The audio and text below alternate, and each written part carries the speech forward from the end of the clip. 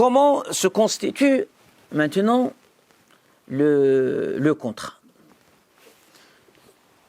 Les jurisconsultes musulmans parlent de arkan. Littéralement, rukn, c'est le pilier. Et donc, puisque c'est une construction, imaginez qu'il faut des piliers.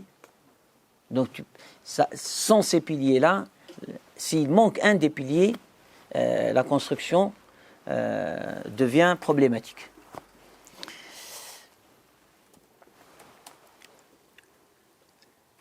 Alors, le rukn n'est pas la condition. Le pilier n'est pas la condition. Et donc, le mot rukn, c'est le pilier. La condition, c'est shart en langue arabe.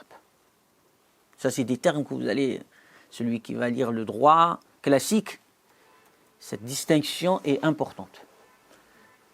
Donc, le rukn, c'est un élément déterminant du montage juridique d'un contrat, mais qui est intrinsèque à l'essence même du contrat. Il est de l'intérieur du contrat.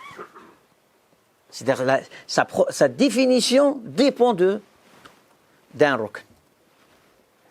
Alors que shart, il est déterminant, mais c'est un élément extérieur. Vous avez compris cette... D'accord. Alors là, on commence déjà par les fondations, les piliers pour qu'il se constitue ce contrat. N'importe quel contrat. C'est comme on est en train de bâtir le squelette, l'architecture de la structure. Après on va mettre ici une pièce ou ici on va donner cette couleur, ça c'est autre chose. Mais la structure d'un contrat, elle est bonne, c'est ça la théorie du contrat. On va la trouver dans tous les contrats. Alors,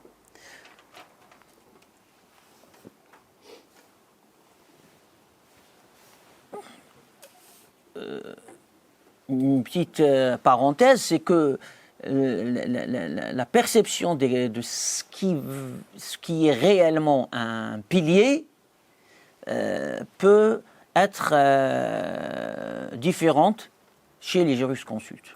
Il y a, on va dire, une identification commune, mais il y a sur un point ou deux des divergences.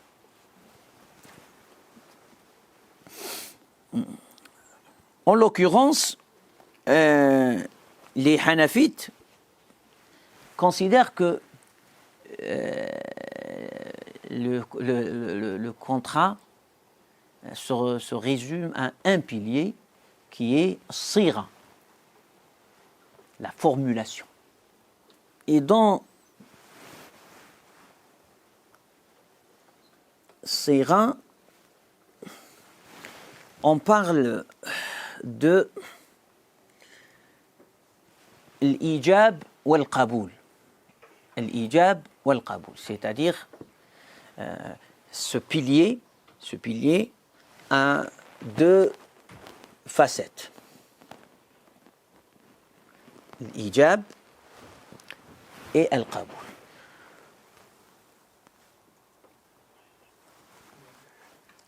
L'ijab veut dire que j'ai ouvert ma tablette pour chercher le mot en technique en français, la polycitation. La polycitation, c'est comme ça qu'on le traduit. Polycitation, deux L, hein. C'est la formulation. Ouais. Donc on n'est que dans la formulation. Les Hanafites, le contrat repose sur la formulation. D'où donc la place des termes. La vision de la Sera, c'est même selon toutes les écoles. Comment ? La définition de la sira, est-ce que c'est la même selon toutes les écoles?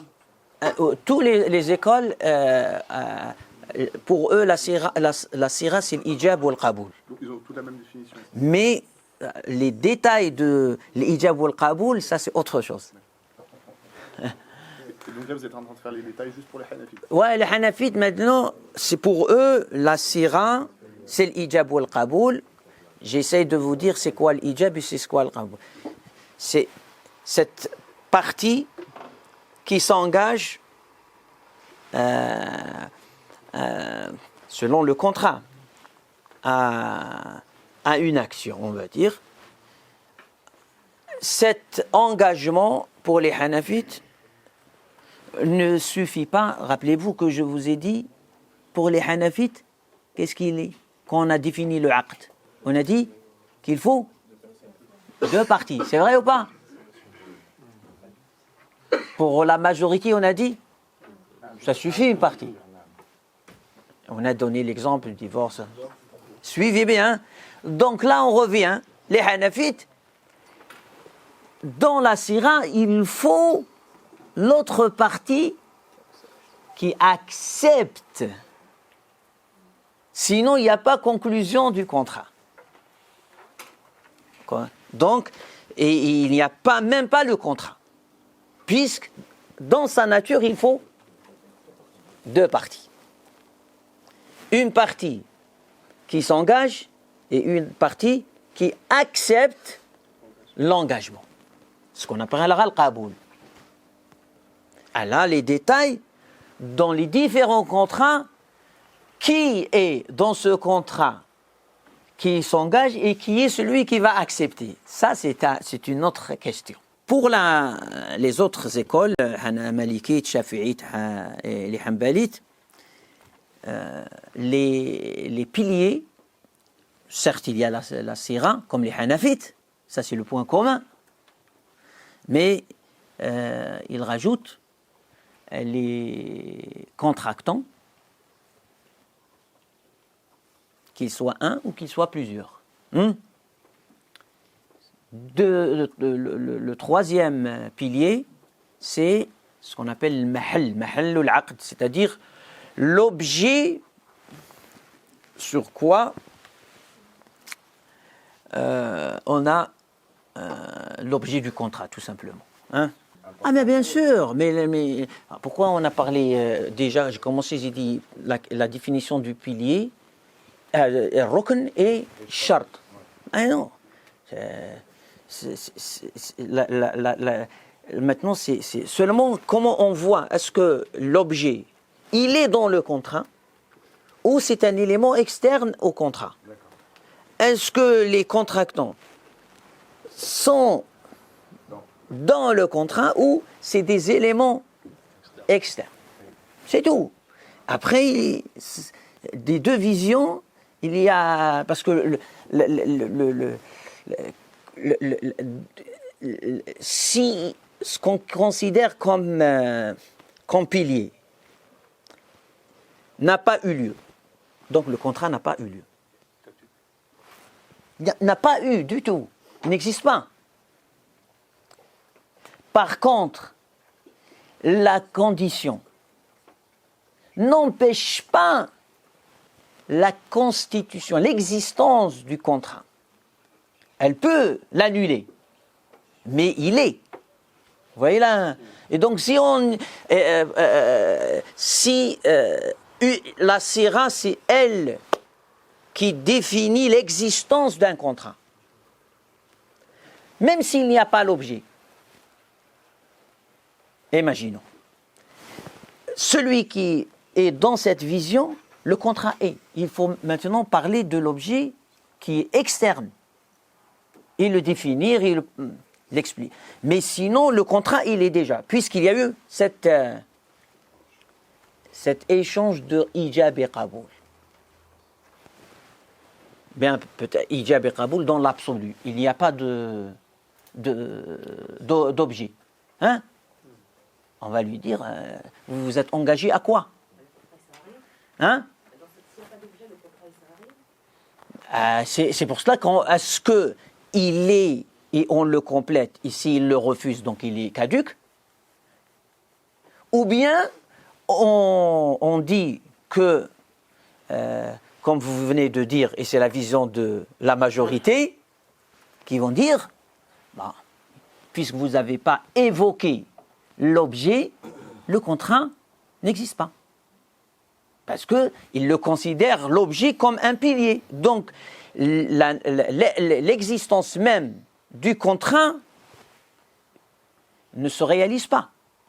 Alors pour les Hanafites, ils imaginent un contrat sans son objet.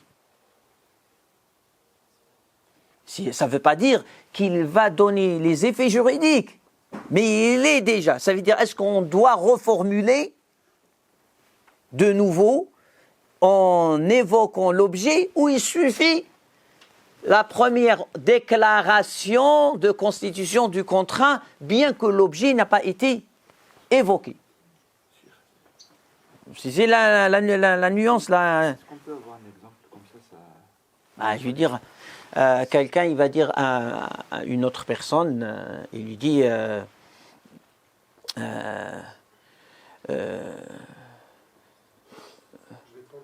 je te si l'objet il n'est pas licite. Non, parle pas de sa qualité. Non, oubliez la qualité de l'évocation même de l'objet. Il dit, je te vends, hein, mais il n'a rien cité. Je te vends. Et l'autre, il lui dit, j'achète. Qu'est-ce que tu me vends, qu'est-ce que je t'aime? Il n'y a pas l'objet, il n'est pas évoqué. C'est vrai ou pas? Est-ce qu'il y a un engagement? Selon les Hanafites, oui. Ouais, selon les Hanafites, oui. Selon les Hanafites, oui.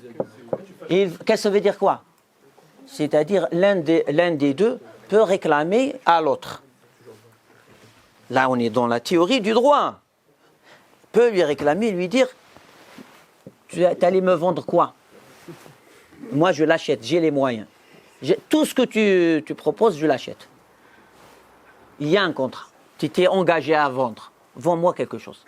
L'objet là, on va le définir. Si on dit, puisqu'il n'y a pas évocation de l'objet, il n'y a pas eu de contrat, il ne peut rien dire.